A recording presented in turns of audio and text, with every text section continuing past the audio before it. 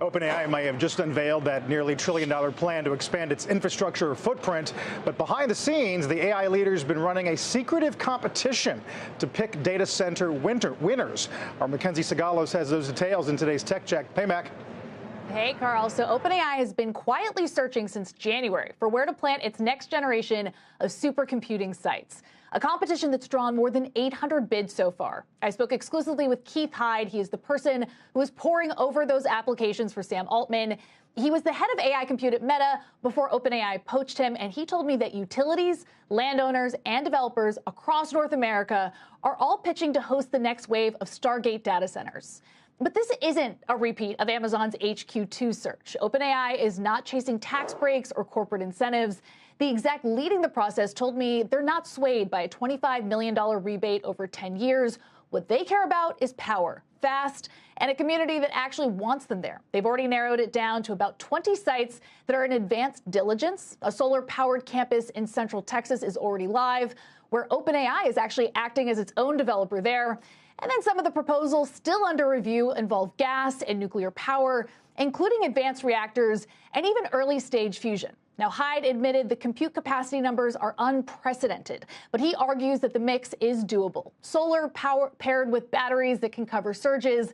Natural gas offers bridge power while grid connections catch up.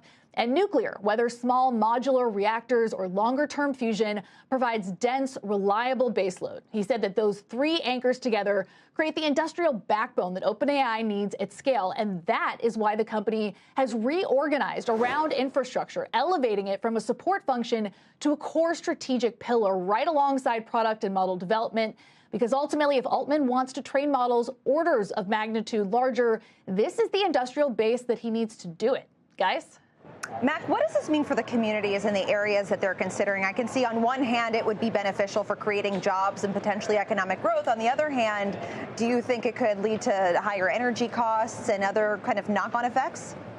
I think a great example of this is Meta's $10 billion build-out in Louisiana. They're the furthest along in this process.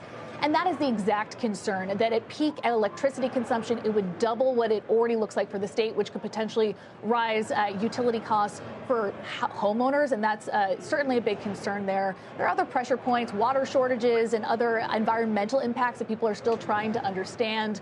That's why you're seeing other build-outs. In rural Indiana, for example, Amazon has sprung up multiple data centers in tandem with Anthropic in more of a rural and remote area as they look to build up their compute access. So it's a standing question, Leslie, and something that we're only going to understand as these build-outs continue. Yeah, absolutely.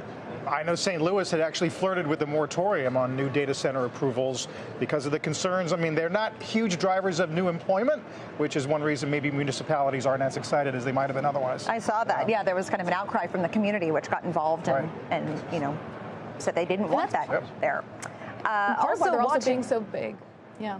Oh, sorry. Go ahead, Mac.